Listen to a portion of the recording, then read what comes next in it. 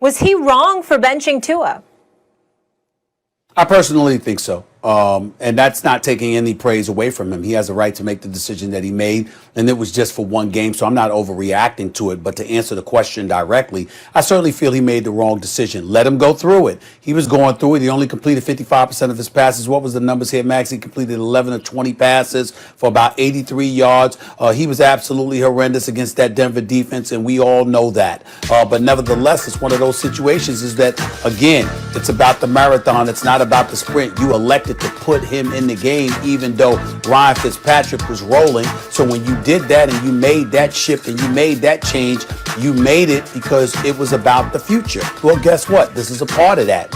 Why compromise that in any way? I'm not saying that it definitely will because we don't know, but why take that chance in my estimation? Let him go through it. Let him suffer. If you can throw him into the Lions' den in his very first game against the Los Angeles Rams, and he only throws for 93 yards, and they win the game because Jared Goff stinks up the joint and commits 4 turnovers in the first half. Why weeks later, when obviously the game is still potentially winnable because it was close enough for you to come back from it, would you yank him? Let him go through what he went through, let him suffer the consequences, and let him try to work his way out of it because that would only facilitate additional growth. That's how I'm looking at that, and that's why I believe it was the wrong decision.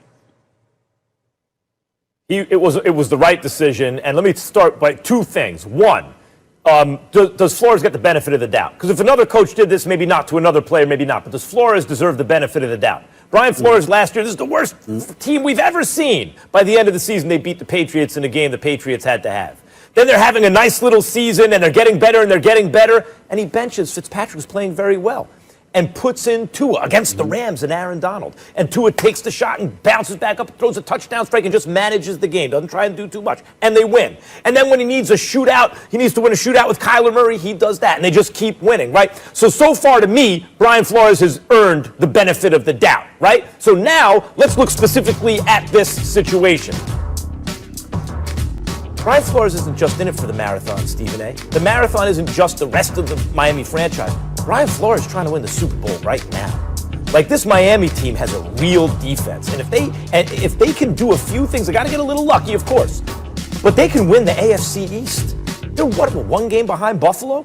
They can win the AFC East. That's what this man is trying to do. So they're at Denver. The offense is flat. They're not moving the chains. They have no life. And he thought, you know what? I got to give our offense life because we need to win this game. Had they won, they'd be in the tie in first place right now. He's trying to win now. So he puts in the quarterback, he thinks, and by the way, it worked. The offense comes to life. They're driving down the field. Fitzpatrick turns the ball over. It is what it is. It didn't ultimately get them the win, but you could see why he did it. It had the effect he wanted to. Right away, the offense came to life. Now, the question then becomes, is he going to ruin Tua, right? Tua? That dude's constitution, he's going to be fine. This is the dude, Stephen A., and you've brought it up. At Alabama, he screws up, walks over to Nick Saban, a living legend, puts his arm around the coach to tell the coach everything's going to be all right. Tua is going to be just fine. I'm not worried about his confidence. Brian Flores is not only thinking long-term for this franchise, he is trying to win now. He's pressing the buttons he feels he needs to press, and he has earned the benefit of the doubt.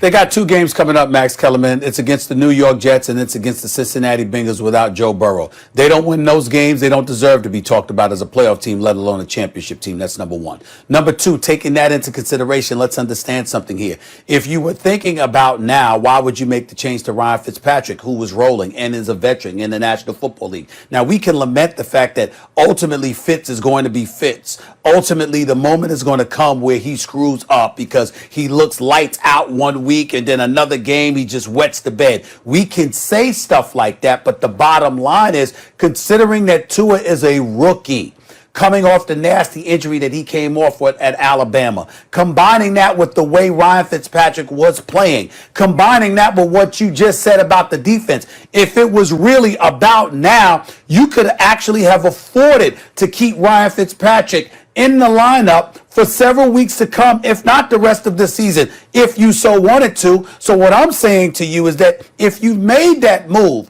and it was about the future, then stick with it. Again, it's not an indictment against Brian Flores. I respectfully disagree. with this one decision. He's obviously a fabulous coach with a great resume, and I think he's doing a hell of a job. He's the coach of the year as far as I'm concerned right now. But it doesn't negate the fact that with Tua, let him go through it. He still could have come back and won. They only lost by 7 in Denver. He could have come back and won that particular game, regardless of how awful he played. The reason Brian Flores is probably the coach of the year, I'm with you there, is because he's doing a masterful job. It's not either or, now or future. He's doing a masterful job of balancing everything. He did pick a curious time on the surface to make the switch to Tua from Fitzpatrick. But I've said it before, Ryan Fitzpatrick is just good enough to be dangerous to your franchise. Because he can look lights out, Fitz magic, all this kind of stuff. But in the end, you ain't going to win a Super Bowl with Ryan Fitzpatrick. Right? So when he started seeing, I think Coach saw, wait, we're actually really good. We might be able to do something here. And you want to develop the young quarterback so in year 2 he can take that jump on his rookie deal so you can try and win a Super Bowl on his rookie deal. That's a great window to try to do it. But I understand, but you have to develop him in year 1 so he can take the jump in year 2. But the point is, he thought it gave them a better chance to win now and later. And it worked. Stephen A., the proof is in the pudding. They were winning. They beat the Rams. They won 1-1. And then when he felt he needed to win that Broncos game, he pushed that button. And I'm saying to you, listen to your very own point. It's not about just year 2. It's about now. So you're saying it's about now and year 2. You also use the word development, as in his development. A matter of fact, you also applauded the fact that he was put in against the Rams, because if you remember, my only reticence was about putting him in for the first time against Aaron Donald and Brockers and Leonard Floyd and those boys. I say he doesn't need that. The first thing they did was body slam to the turf. He got right back up. And Brian Flores was like, that's what we wanted. We want that adversity because that's the only way he's going to learn. Okay, well, if that's the case, then why pull him out? Leave him in there because of the very reason they're also Brian trying Flores to just win the game. Put him in there in the first place. I'm only going by what Brian Flores said. If this is what he didn't have it. The offense didn't have it. Right. No, I understand that. I'm not disagreeing. Now you get greedy. Oh my God, we could be in first place. No.